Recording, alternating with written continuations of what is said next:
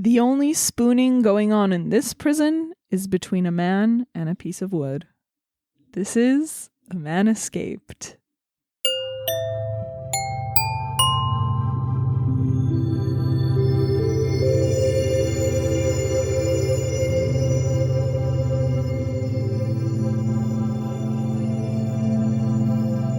Hey everybody, welcome to Seen and Heard. Hi. This is the podcast where two entertainment assistants go through the Sight and Sound Top 100 Greatest Films of All Time list. I'm Greg. I'm Jackie. And we're here this week on the beautiful Sight and Sound list to discuss our second Robert Bresson film that we've covered so far on the show. The first being Alhazard Balthazar. Yeah. If you haven't heard our episode on the great donkey film of the 20th century, go back and check that one out. That's the quintessential donkey film. We are here this week, though, to discuss A Man Escaped from 1956. What number is this on the list? This is number 69 on the 2012 list and number 95 on the 2022 list. Yeah.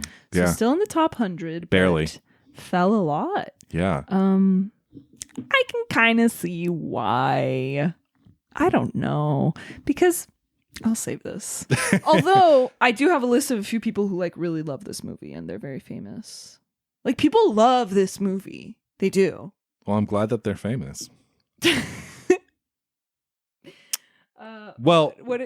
Sorry, go ahead. What have you been watching? Oh, okay, sure. Not that much, really. I've been kind of busy. I did see. What have you been doing? Because apparently any chance this plays in 35, I just go. So I saw Goodfellas again this year on 35 at the Academy Museum. Wait, you've been to that theater, right? Never been. Oh, the David Geffen Theater? Jackie. That's Geffen too? There's so many freaking Geffen establishments in the city. He has his name on everything. Beautiful theater. And the movies are usually like $10. Yeah, but they don't sell concessions. No, and you know what? I snuck some in, and I had to I had to wait for loud parts to open up the packaging. What did you sneak in? Oh, I actually went overboard because I went with two friends, and my Rite Aid down the street has a deal on movie candy, so you get all the classic Sour Patch Kids, Junior Mints, those cookie dough bites, Muddy Bears, which are chocolate covered gummy bears, which are my favorite. Oh. And they're $1 each, so I just I had 6 boxes, and I snuck them in my coat, and then I was awesome. Taking one out at a time.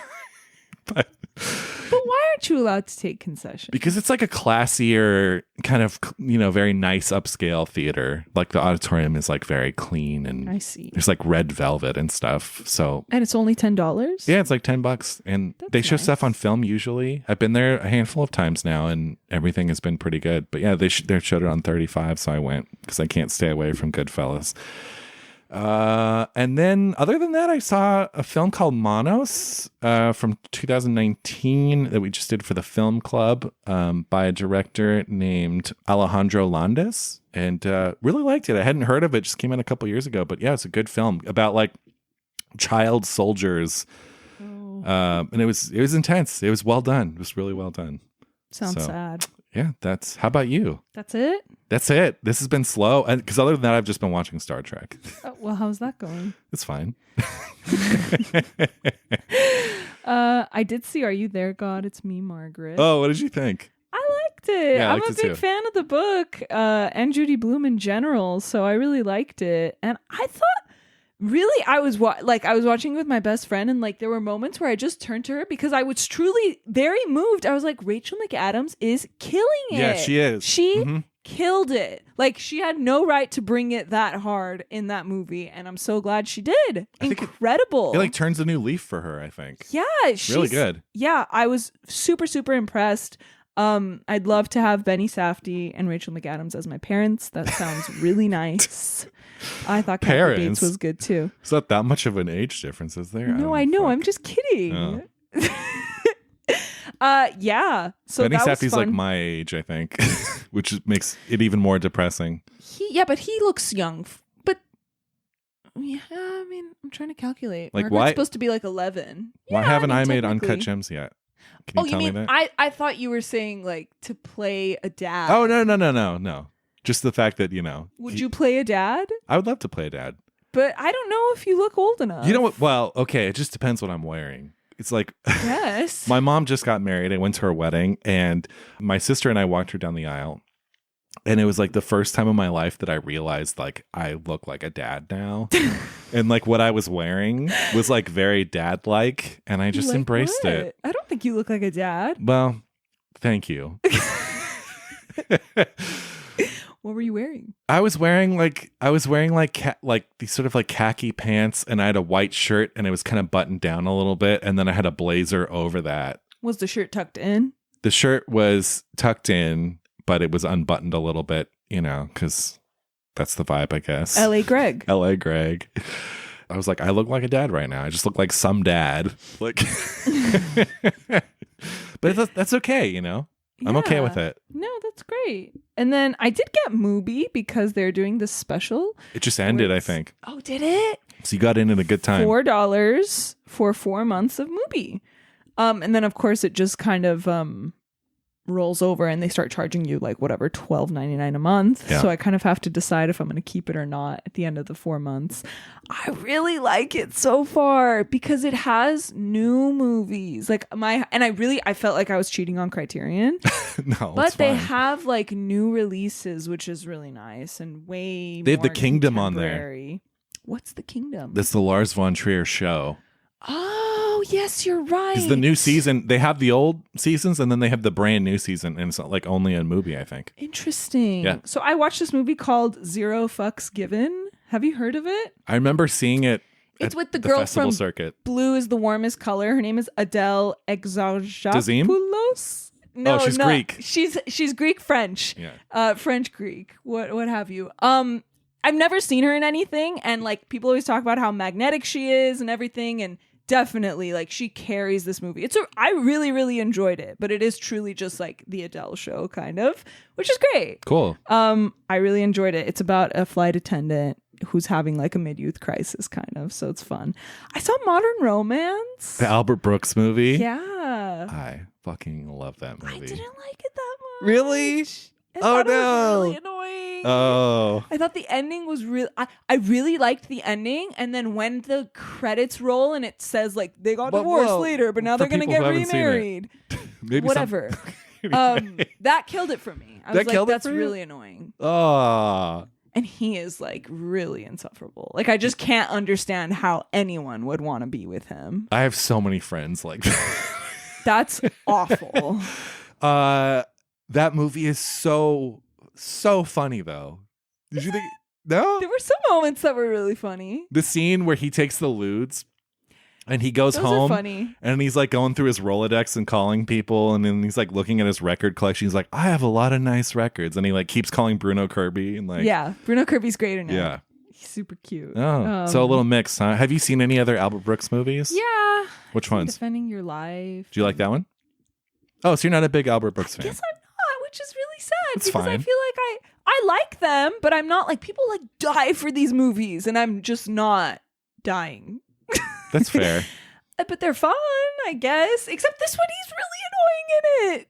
Like really annoying. He often gets called the West Coast Woody Allen. Which is Definitely pretty the apt. West Coast Woody Allen. Yeah. Yeah, so that was my week.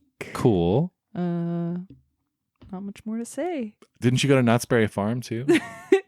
No, but I saw a Little Night Music at the Pasadena Playhouse last night. Oh, how was that? It's really good. For those of you who don't know, it is based on the Bergman movie, Smiles of a Summer Night. It's a Sondheim musical. Really fun, sex comedy. Great time. Highly recommend. How long is it there for? Not that long, especially when you hear this episode. Oh, shit. I think the 28th. Oh, But if you okay. go on Today Tix, there's like great. I sat like fourth row for $60. It's Oh, cool. really great. You guys should go. Yeah, think about it. Well, let's get into this week's film. Picture From 1956. This is Robert Bresson's That was good. A Man Escaped. That was really good.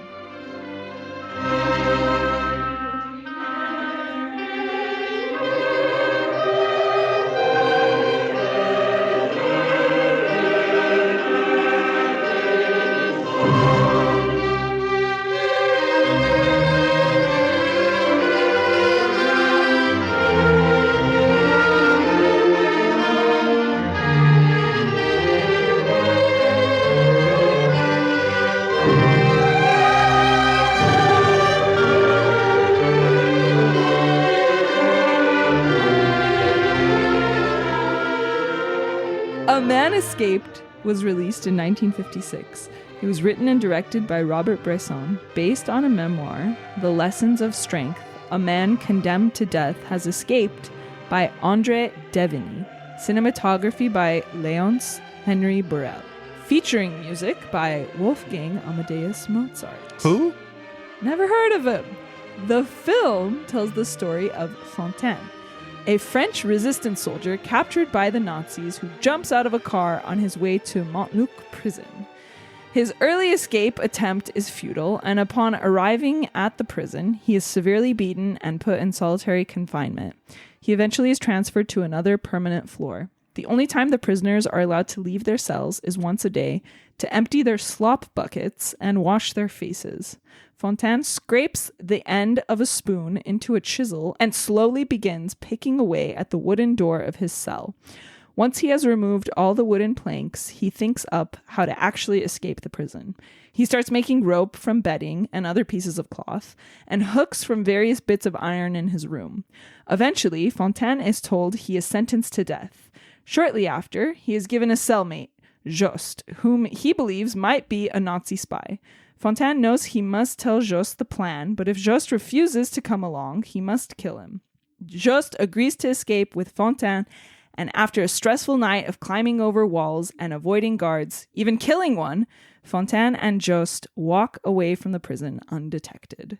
The film stars François Letellier as Lieutenant Fontaine, Charles Leclanche as François Jost, Maurice Bierblock as Blanchette, who is Fontaine's cell neighbor.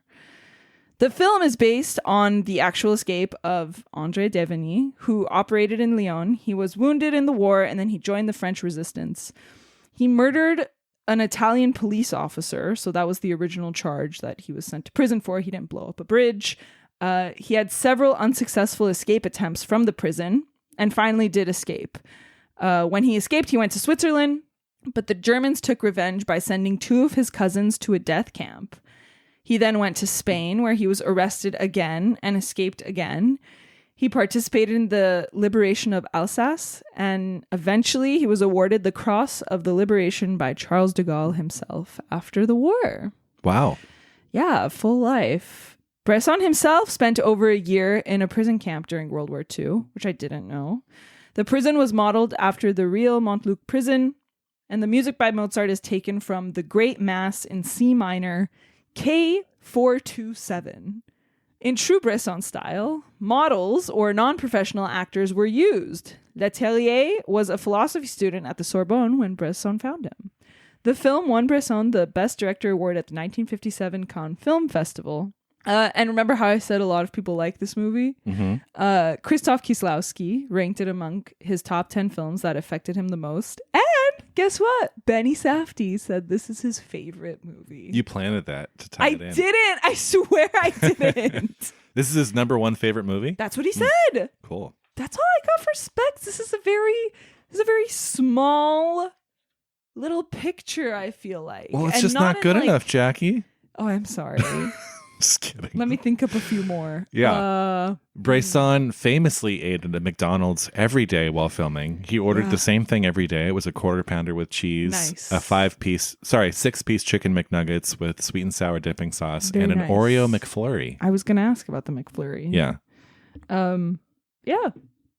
What are your initial thoughts? Yeah, this is my second time seeing this movie. Okay. This actually was probably my first Bresson. I'm pretty sure it was.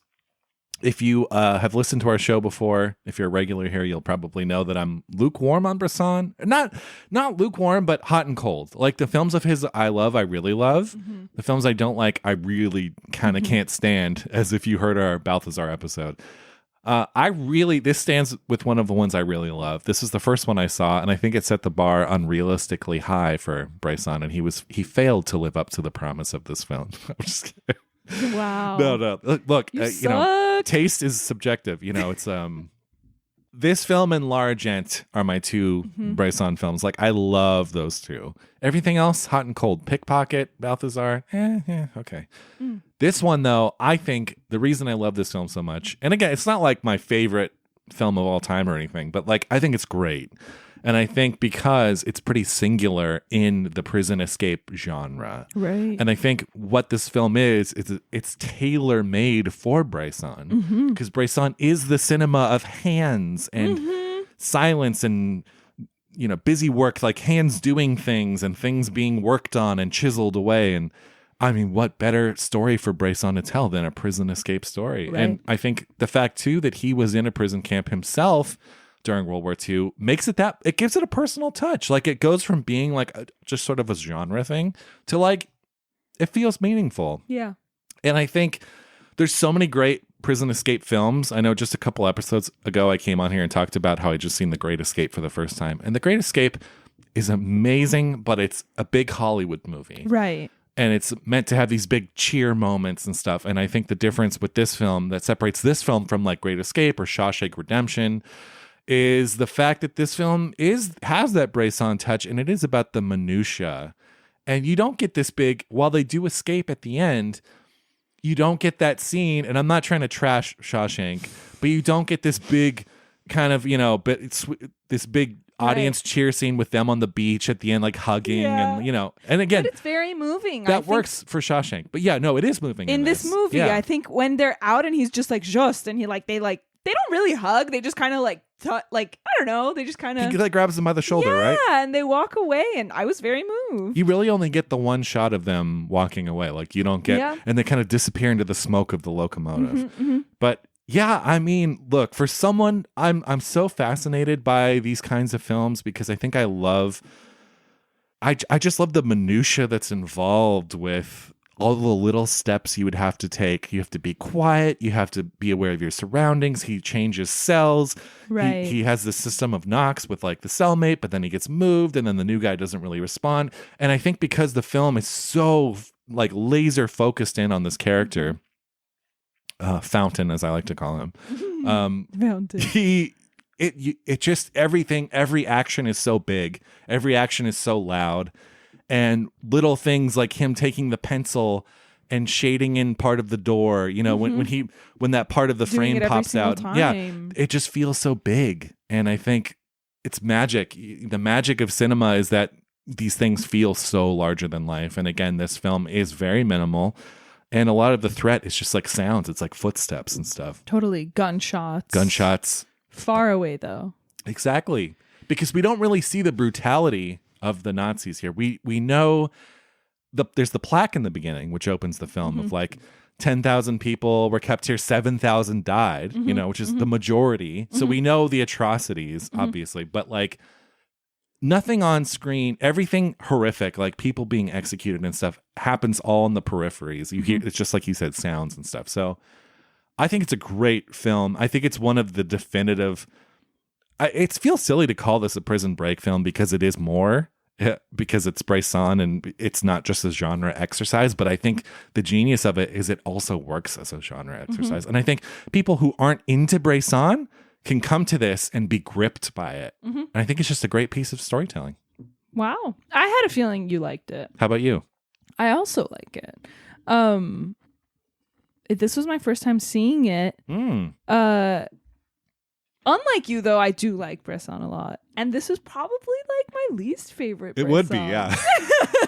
But it's really fantastic. Like, I can't say anything bad about this movie because I just respect him so much. And I think this movie 100% works. I didn't mean that in a bad way that it's like my least favorite. I just mean like I have so much respect and love for what he does that certain movies of his, like I really love, but the respect is always there.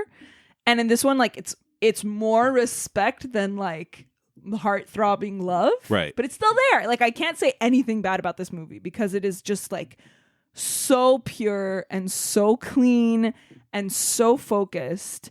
Of course, he's exercising his cinematography method here. Not the actual cinematography, but his style of filmmaking, which he called cinematography. And he is like, he's making a movie that is nothing but a movie. Like there's no acting, there's no performance. It's purely what we see and hear. It's sight and sound. And the subject is a man escaping from prison.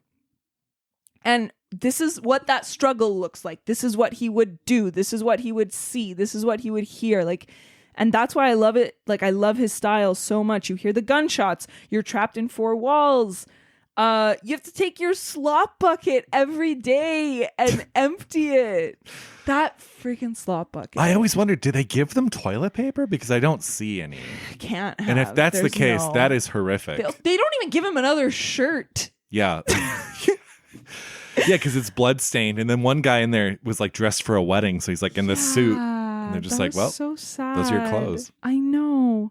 But it is suspenseful. Like you said, it's not just this practice in this art form. It is suspenseful because he knows how to use sight and sound so well. Yeah, that's why I said tailor-made. It just feels like a perfect marriage of material and filmmaker. Exactly. There's a Criterion essay by Tony Pipolo, and I really like what he says here. He says, in other words, for Bresson, the word performance did not refer to something that actors did, but something the entire organic structure of a film did. And that's what this movie is. Like, this is Prison Break. You know? Yeah. It's hard to describe, and it's also hard to talk about. Like, when we sat down today, I was like, I don't have much to say because this movie is just what it is. Yeah. And it's here. Yeah. And it's images and it's sounds. I know what you mean, yeah. You know? Anyway. Yeah, those are my initial thoughts. Well, let's touch on the elephant in the room, which for me is the Bresson doesn't have actors. He only has models, right? Yes. He calls his actors models, Yes. and they're famously not supposed to emote or do anything. Right. I think sometimes to the detriment of the film he's making, but I think in this case, it's perfect because, again, what better, they shouldn't, if they were overacting and reacting to everything with his face or what, it would be so much. Mm-hmm. And I think the key here is that they're so beaten down and like accepting of like, well, I'm here. It's just the psychological state that all these men are in. The non-acting thing really works. It really, really works. Like, all of the other inmates are so convincing. I feel like more than like secondary characters in other Bresson movies. The pastor is so good. You never know that guy's not an actor because he's literally just acting normal. Yeah. And even the quiet guy, Orsini was his name. Uh-huh. And he's like jaded, right? But it just works so naturally. More, I think, than in any other one that I've seen. Exactly. But it's supporting characters I'm talking about. I'm fine with the models. And have you seen Mouchette? No, this one I have not seen. I feel like you would like that one. Is that like his take on 400 Blows? I'm sure it's like before 400 Blows. I think it's before. No, it's after. It's late 60s. Oh, actually. okay. No, I haven't seen it. It's really brutal. And I think you'd like it. Because it's brutal? What do you take me for? You like brutal I'm just stuff. this like blood hungry man. No, but let's talk about this. Models, and this is his whole thing. And actually, Ebert, he loved this movie, and he said that this movie, in so many words, he said, it's a lesson in everything that is unnecessary in a film. In that, like, every single shot in this movie is necessary, and thereby you're taught while watching this how unnecessary all the other noise is in other movies. Yeah. All the which subplots is so interesting. and right. Shit. Yeah. And I think the actors are part of that for sure. Right. I think it's interesting because he said that, and I totally agree, you can't cut anything. But then there are these extended moments. Like, I love the moment when he has to put his door back together after he's broken it apart. And we have to watch the entire process. Yes. But that's the point, like, for the movie, you know? Exactly. Like, unnecessary doesn't indicate, like, everything in this being necessary doesn't indicate that it's going to be this, like, short, quick thing, you know? Well, I think because the minutia of all of it is the drama. That's what I'm saying. Yeah, like, if you don't have him putting back the door, then you don't have the film. You know what I mean? It's like, that is the movie. It's those little moments. The sheer amount of time it takes him to reach the escape. Like, the escape is the less than 20 minutes of the movie. Is it less than? Wow. It's like a little less than 20 minutes. It feels longer because, and this rarely happens to me, I was like holding my breath during those last like 20 minutes. Yeah. Like, it is genuinely, like, definitely I don't get stressed out in movies for the most part. And if I do, I like feel good about it. Like, oh yeah, this movie's stressing me out. Yeah. Great. But like this movie, literally, I was like holding my breath and then I like, yeah, it's great. It's just so effective. Definitely. And even like, in the beginning, when he jumps out of the car, We stay in the car. We don't even have to exit the car Yes. to see him being recaptured. We Right. just stay in the car. Right. And that's, like it's unnecessary for us to be out there. Because I feel like he wanted us to feel like this movie only took place in the prison. If we had exited the car and there had been like a little chase down outside alley. in the streets of Paris, how different would that have It would have been? been a different film. Yeah. Yeah. And again, with the violence, like you said, we don't see the Nazis beating him up. We only see him leaving with a bloodied head. The executions, again, they're just noises. They're just gunfire. Well, too, on the violence, we don't see him kill the guard. I was going to say, we don't even see the guard's body. We see like this weird, distorted kind of POV shot of the gun sticking up. You know, like we don't get a clear picture of his body. You know what? I think if I was going to change one thing about this film, because everything about it is so from his perspective and it's all the really tiny details, I kind of wanted to see him kill that guard. Did you? I didn't. And I wanted it to be messy, like, I could see because that. I'm assuming he like strangled him. Probably. And I want him to like lose control and like it's not happening, and then maybe he does it again and starts to feel bad for the guy, and like I wanted that. Right. Because again, I could see that. Because so many so many movies in this genre, like guards have to be taken out and everything, and it's like so swift and clean. It's like, like they're they gone. like hit him They in drop. the throat. Yeah, they drop, or they're dies. like exactly. No, I wanted a messy, like kind of heartbreaking, like strangulation. nice. That's kind of what I wanted. I think that we could have heard. We don't even hear it. No, you don't. We should have heard it. And he has the hook. He's like, I'm going to kill him with this hook. And he's like, never mind. Yeah. I'm going to kill him with my bare hands. Yeah, and he does. Kind of wild. Yeah, I don't know if I would want to see it. I'd be okay either way. I think I would. But you know what I will say? The one thing, if we're talking about like it being really restrained and pulled back and only the necessary things, my biggest question, what the heck is that package? Where does that package come from? I don't know. Who sent him that? Why were they cool with him receiving this goodie box of like jam and bedding and It's a clothing? care package. It's a care package. Yeah. And I expect to see also- like some Bath and Body Works in there. And exactly. Why were they cool? That's something I would have liked a little clarity on. And also, don't you think it's a little sus that he received all that clothing and yet he didn't change his bloody shirt? Obviously, because he was ripping up the clothes to be used for the rope. Right. Don't you think they would have noticed? Yeah, they're like, weren't you wearing those fresh threads that got sent to you? Exactly. Yeah. I don't Those know. are my only things. Well, he escapes not that long after that package. There's a good, like, the cellmate still comes and... It's before the guy. Yeah. You know what? I would say just to cover all of his bases, he should have worn one of the shirts. Yes. Like he could have spared one to Right? wear. Yeah. That's what I would have done. That was my only thought. And then I also, but it's not that important. But I also don't need to know who it came from. Because I need to there's know no why tag, they're right? okay with that. It seems like it's like a prisoner of war camp. I think because he's about to be killed. I have a feeling it's before his sentence. Does it happen before his sentence? That's my only thing. And it's so it's like you have a package. It's like, what? You're allowed to receive packages here? Yeah.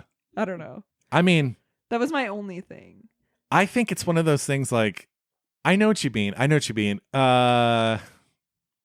don't know, because they're so strict otherwise. They don't even allow them to talk to each other. Exactly. Like when they're washing up, like, don't talk. Yeah, I'm not saying it's like Grand Illusion where it's like they're having meals and... Yeah, I don't know. I don't know. Because he's a prisoner of war. It's not like a regular prison. So it's like, I could see that too. I don't need to know who it came from, but I think it's a little weird that they would. Although you can tell when they bring it to him, it's already been opened and searched, and then when they give it to him, they search it again. So they're like pretty thorough and like checking what's in there. But yeah, maybe something from him of like, who could this have been from? Right. You know? Yeah. I also don't really understand what's going on with his cellmate, but it's not really that important. Like, is he a traitor? I don't know. Because like, he's a French soldier. He said he's in a half German, half French uniform. I don't know. But it's not important. Like, I don't care about that. But let's talk about, so the original French title for this is A Man Condemned to Death Has Escaped, or The Wind Blows Where It Wants. Right. And that subtitle's in the film too. Yeah. Yeah, of course, it's quoting the verse from the movie that the pastor tells him when they're talking about kind of like the improbability of the escape working. It goes, the wind blows where it wants to. You hear the sound it makes, but you can't tell where it comes from or where it is going. So Bresson is always talked about in terms of like religion, and he was very spiritual. Although I read something about him. He called himself like a Christian atheist. But again, like spirituality is really deep in his filmography. Interesting. Yeah. So what he said about this film, he said, I would like to show this miracle, an invisible hand over the prison, directing what happens and causing such and such a thing to succeed for one and not for another. The film is a mystery. The spirit breathes where it will. And of course, the quote from the Bible is great because it's about just like the wind is unpredictable and you don't know. And I really love that about it. Like, I think that it's so interesting. It's like, well, go ahead. Sorry. No, you go. No. Sorry, finish your train of thought because I was gonna riff off of that. I was just gonna say, like, I like that it's this mysterious combination of like faith and personal faith in yourself, and actually like trying to help your circumstances, and I really like that about it. Yeah. Well, I would say too, I don't know that it's so random in this film or mysterious because I think the people who don't escape, like the older cellmate who's like, I've given up, I have no one to come out to come to on the outside. And the other guy, Orsini, who tries to escape but is not properly equipped, doesn't have the hooks, right? Because he tells Fontaine, he's like, you're going to need hooks because I tried it without and I failed. So it's like, it truly is like the best man for themselves of like the smartest, most cunning, most careful, cautious, you know. Right. But then there's also like the faith that he inspires, which is like for his neighbor, the neighbor was going to kill himself. But then he heard like the knock on the wall. So it's like that type of kind of, I don't know, random act of fate. Right. You know? Yeah, because he got moved to that cell and everything. But I think it is implied with the Orsini thing that it was just like luck. Yeah. Or he was just like, it was like the trial break and then he didn't quite have what it took. Yeah. He originally wanted to call it aide-toi, which is taken from the French expression, heaven helps those who help themselves. Like help yourself. Right. Which also goes with this theme. Yeah.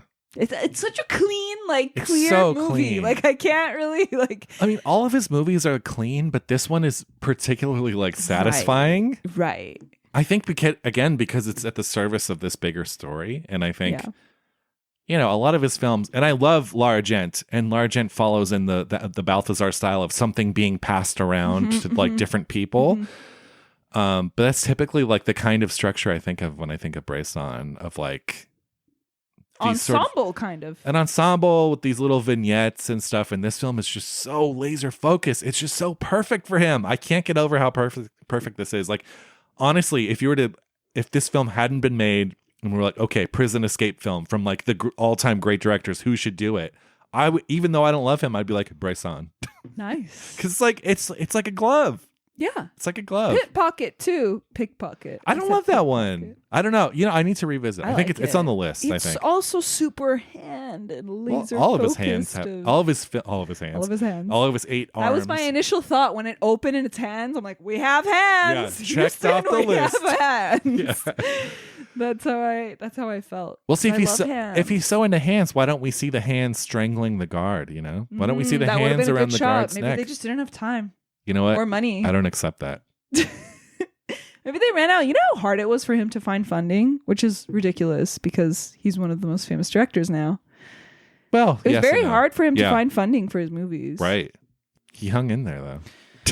He did indeed. It also should be noted that this is like before a lot of his bigger films. Like this is before Balthazar. I think this is before Pickpocket. He only had 3 features before this. Yeah, exactly. I'm sorry, 2. This was, I think, his third feature.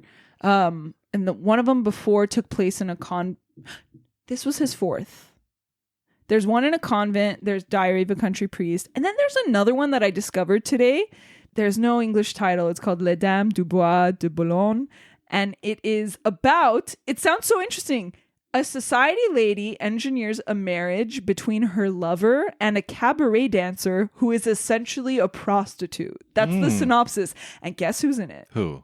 Maria Casar, who was from Children of Paradise. Oh, yeah, okay. The woman who plays the wife, Natalie, the one Right. that's obsessed with, what was his name? Baptiste. Yeah. So she's in it. He did that movie. He did Country Priest, and he did the one in the Comet, and then he did this one. Interesting. But doesn't that sound like a fascinating movie? And Yeah, I it does. love her. She's great. Count me in for that. I would watch that.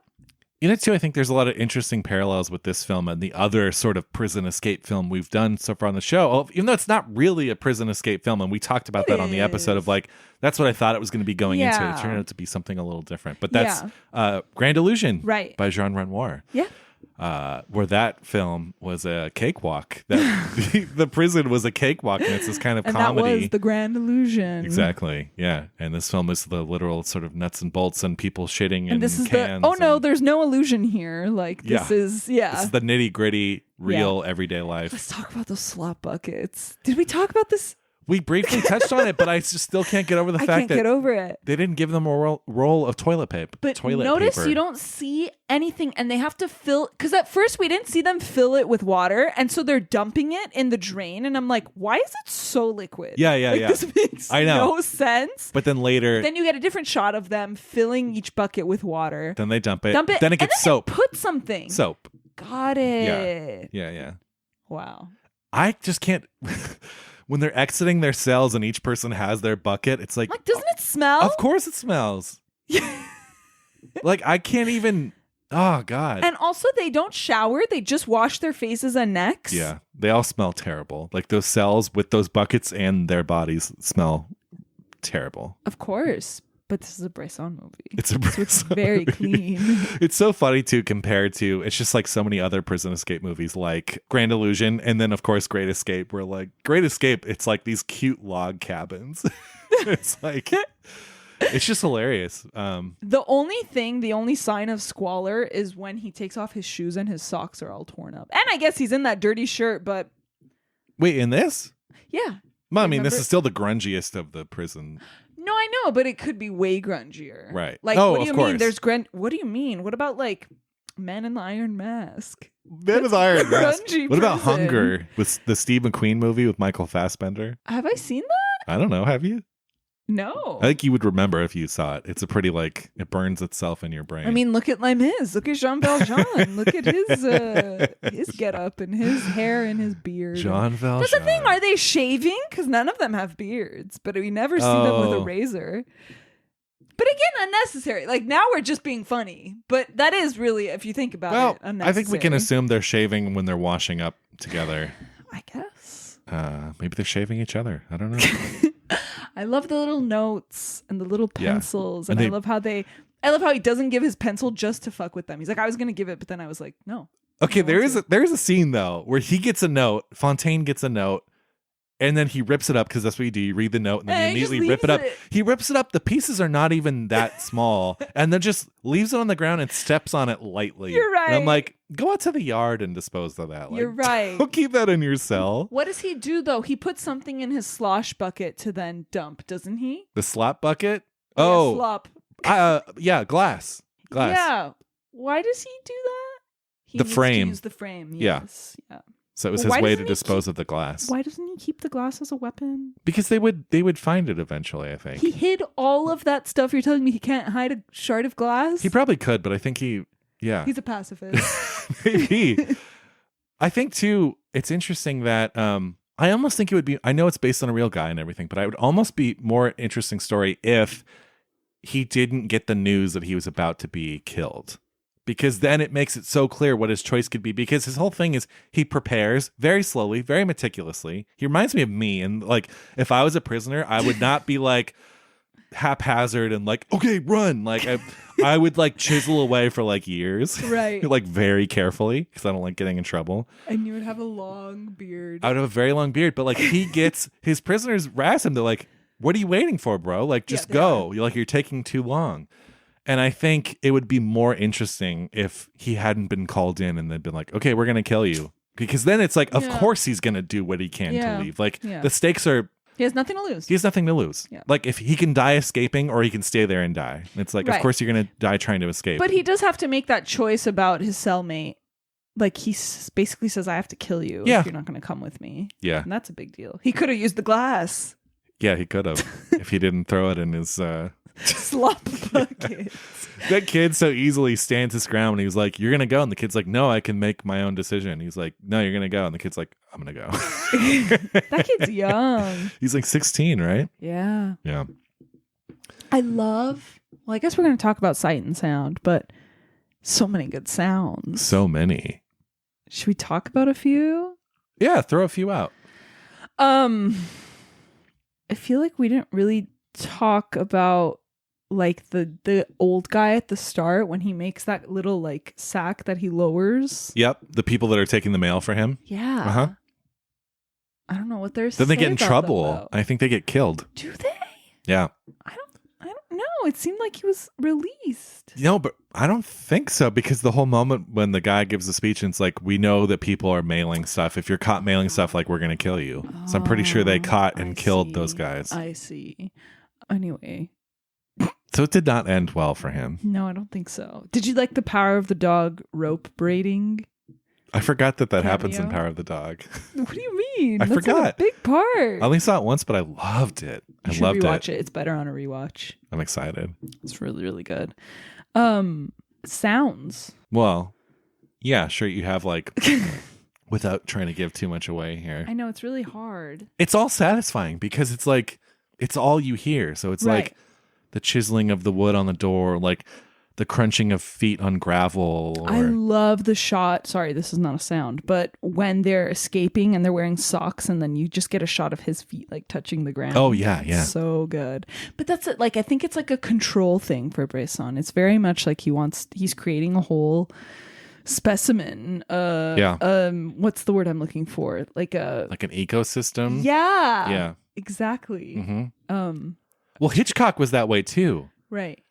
And Hitchcock notoriously didn't even enjoy shooting because he had the whole movie so meticulously in his head beforehand that the shooting process turned him off. But he was such a control freak that so many of Hitchcock's films, especially from the 50s and 60s, like everything was shot on a stage. Mm-hmm. Even if it was supposed to be someone walking on a sidewalk, like they'd have rear projection because he's so anal about just like, no, it needs to be controlled. But wasn't Vertigo shot in San Fran? Yeah, like a lot of those driving scenes are, but then you'll have scenes where they're like walking on a sidewalk and it's just like rear projection. No, but they go to that really beautiful place in San Fran with the flowers. It looks Greek. Oh, like the cemetery when they go to the church? No, I don't know what you're talking. but they go to they go there. They do, yeah. No, what's that beautiful? It's like Palace of the Arts. In Oh, San Palace Fran. of Fine Arts. Yes, yes. Yeah. I mean, he has some. It's like not all, but it's like 90%. We're getting really off topic here. I love the sound of when he throws the hook and it hits a wire.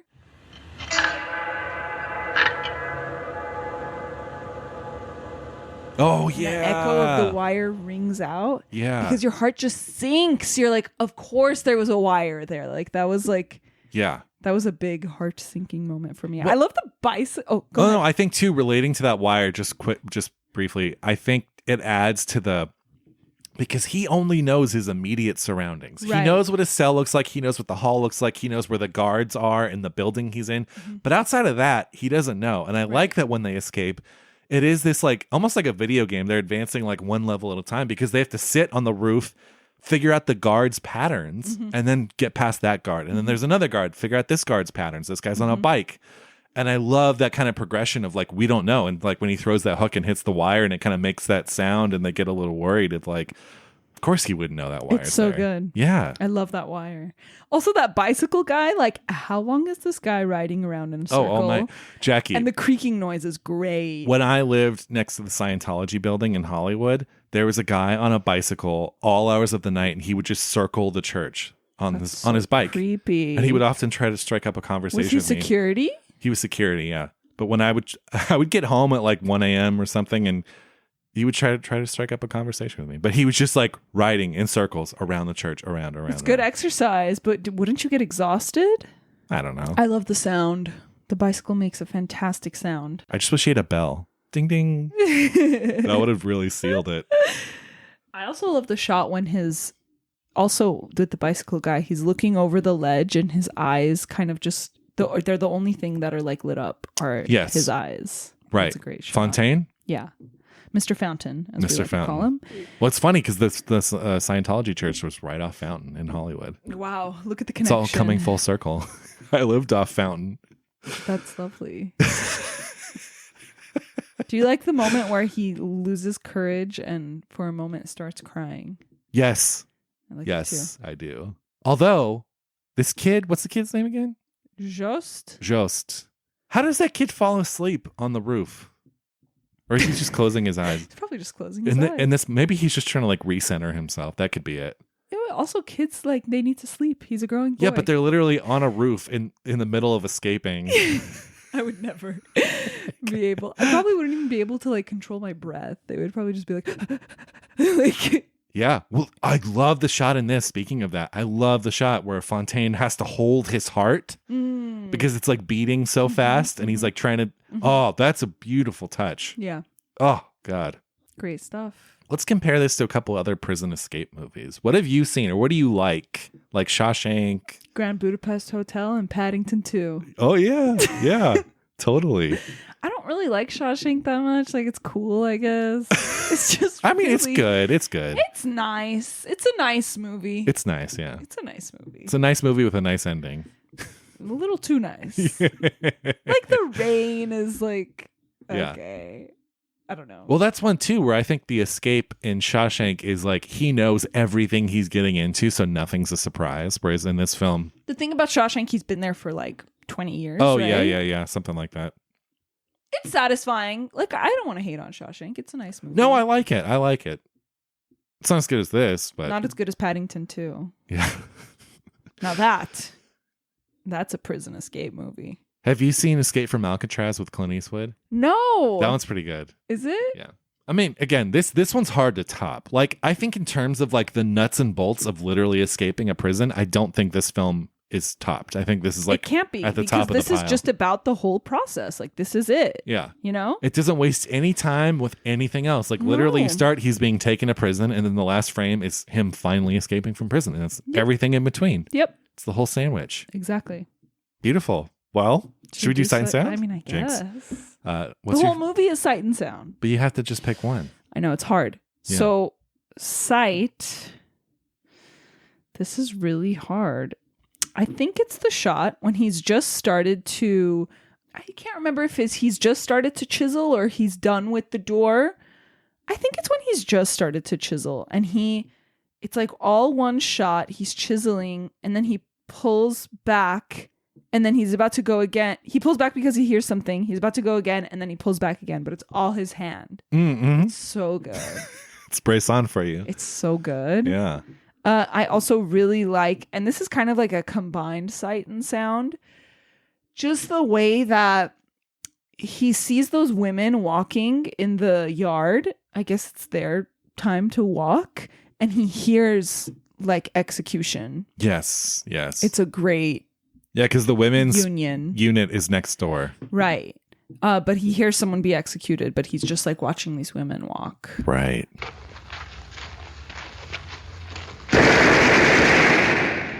It's really good. Yeah, that's really That's good. my combined sight and sound, and then that's my sight. I also have sound, but I'll let you go. Well, yeah. Well, my sight is the final shot of the film. It is them walking from the camera into the cloud, the billowing cloud of smoke from the train and disappearing into that smoke. I think because, look, the audience almost wants more. I mean, you shouldn't expect it from Bresson. In fact, that shot feels generous coming from him. But the expectation is that Shawshank ending on the beach of this big pullback helicopter shot of characters embracing and they're both free and whatever. But the fact that he's able to convey... I mean, look, they could still be caught, right? Like, they're not necessarily home free. They just escaped. He was caught in real life. Exactly. So it kind of leaves it open to like, yes, they escaped the prison. Like, that victory is done and they're disappearing into this cloud. And maybe they're home free. Maybe they're not. Mm-hmm. Great shot. It's nice. What's your favorite sound? So when he gets like the Whopper delivered to his cell and like it's like the unwrapping of the paper around the Whopper. Oh, Whoppers. I think it has to be the sound of the spoon on the door. like the chiseling Okay. away, especially when he uses it to like separate the wood at first, like when he's first testing the door and you kind of see and hear the wood There start you to give go. way a little bit. That's my favorite sound. That's great. But again, there's like we're both ASMR people, and I think that there's so much in this movie of like little the sound is just genuinely pleasing. The only sound you're missing is clip clop of like nice shoes on like a marble floor. You don't get that. You still hear steps, though. You still hear steps. Other than that, you get the whole gamut of like, Yeah. even their slop buckets when they dump them sound nice. Maybe I should have gone with that. Maybe. What's it's not yours? too late. You want to change? No, let's keep it. We'll do the wood chiseling on the door. So I really like this. Well, hold on. Let's play it really quick. Oh, yeah, sorry.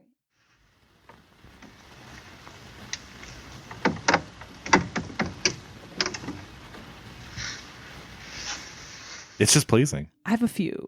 All right, let's hear it. So I really like the key that is being like dragged against the rail. Yeah. That's a good one. Uh-huh. It's that and also the bicycle creaking. All right, let's hear the key on the rail. Here it is.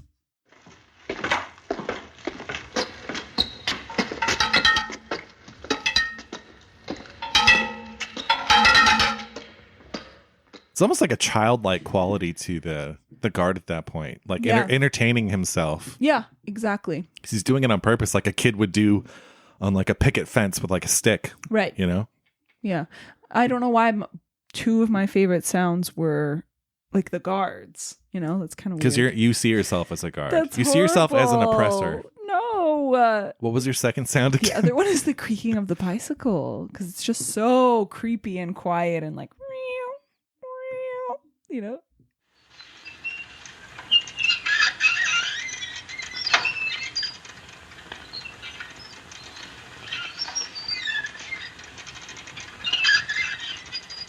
Nice sound. Yeah. Very nice. Like it was gonna be the gunshots. Why? What's wrong with me? What? It was gonna. Well, it's the combined. That's the thing. Like when that happened, when I saw like he's looking out, but then he's hearing the gunshots, but then he's seeing these women. Like that was crazy to me. Oh, yeah. So it's like that combined, and then the separate ones. Yeah. Well, I like too the creaking of the bicycle. You don't know what it is at first. Yeah. Because he hears it, and it's not for a few minutes that you even figure out what it is. It's great. Yeah. Pauline. Pauline Kael did write about this film. It's been a while. It has been a while. I'm glad she has graced us. Little Miss has been absent. So Pauline Kael said about the film, in this country, escape is a theme for action movies, but the French director Robert Bresson is famous for his uncompromising methods. And having been a prisoner of the Nazis himself, he is not disposed to treat his material lightly. Bresson's hero's ascetic, single-minded dedication to escape is almost mystic, and the fortress constitutes a world as impersonal and isolated as Kafka's. The movie was shot at Montluc with fantastic authenticity. The photography is austerely beautiful. Francois Leterrier, a Sorbonne philosophy student, is the lead. The music is Mozart's Mass in C minor. All this makes it sound terribly pretentious, yet sometimes even the worst ideas can be made to work. It's a marvelous movie. Wow. I think she got it very right. That's our girl.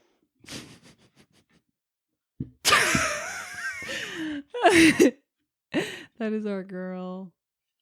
Letterboxd? Let's do Letterboxd. I've got a 4-star here. It just says, simple, efficient storytelling, masterfully paced, and ahead of its time. Not sure if I'd call the titular ending anticlimactic, but it did leave me wanting a little more, even if it made perfect sense for the film. Nonetheless, it's a great watch with some really striking visual techniques. So I think the ending is pitch perfect. I love it. I love the ending. I love when the music comes up. It's great. Yeah. 5 stars. There were 2, actually. Oh, I saw that. No star rating on this one. It just says, congrats to Ian Curtis. Did not think he was going to get out of this one. Who's Ian Curtis? From Joy Division. I don't know him. 0.5 star. Shawshank Redemption, except bad. Oh, I had that one saved too. God. Someone gave it full 5 stars and said, The last 20 plus minutes are so tense it's almost nauseating, and prove, if proof was needed, that we need more master art film directors making genre films. I do prefer my Bresson films to be more worked up with tormented Catholicism, but this is, of course, almost objectively his most actively enjoyable film. And while it's not his most audacious experiment in using off-screen space, it's probably the most successful. Wow. 5.5 stars here. Afterthoughts. Bloody brilliant. That's the whole review. In contrast to that, it's my last one. I have a 1 star. I don't get this at all. They said, yeah, okay, this is supposed to be a classic. However, it's also really, really lame, and I didn't finish it. Oh my God. This is one, like, look, everything is objective, but, like, if you didn't like this movie, like, if you hate this movie, like, what's wrong with you? Like, I just objective of you. I Greg. can't accept it because there's nothing. It's a crowd pleaser, and it's like a great piece of art. It's like some people don't like art. Yeah, but it works for both crowds. I don't know if it fully works. Like this works for the Fast and Furious crowd. Probs not. It does. I don't think it so. It does. It doesn't work for this person. 1 star. Title gave spoilers. Don't need to watch it now. 1 star. LOL. Oh boy. No, I don't think this is for everyone. It's for everyone. No, I don't think so. Who can't enjoy this? That's a nice thought of yours, but it's not. Who can't enjoy this picture? A lot of people. A lot of people can't enjoy this picture? A lot of people. What are we doing next week? Next week is a s'mores episode. So if you are not signed up on Patreon, go check it out. It is a subscribers only episode, and we will be covering the films of Maya Deren. So yeah, come back next week because we're going to be covering, a handful of their short films, and it'll be great. How many shorts? A couple. We're going to do a handful. Enough to their most popular, the most sort of the most popular films. Cool. So we'll get a little taste because they're all like anywhere from like 5 minutes long till 20 minutes long, something like that. So yeah, come back next week because we're going to be doing that. Again, a special shout out to our patrons at the Pauline Kael tier, John Pennington and Cynthia Fordwell. Thank you guys so much for being patrons. We could not do the show without you. I think that's going to do it for this week. Until next week, I'm Greg. I'm Jackie. And we'll see you next time. I'm going to escape on out of here.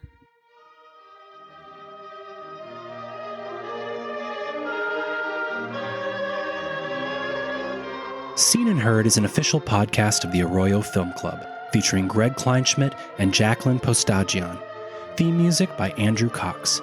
If you like what you heard, don't forget to subscribe, rate, and review. If you have any questions, comments, or you just want to say hi, email us hello@seenandheardpod.com or visit our website, www.seenandheardpod.com.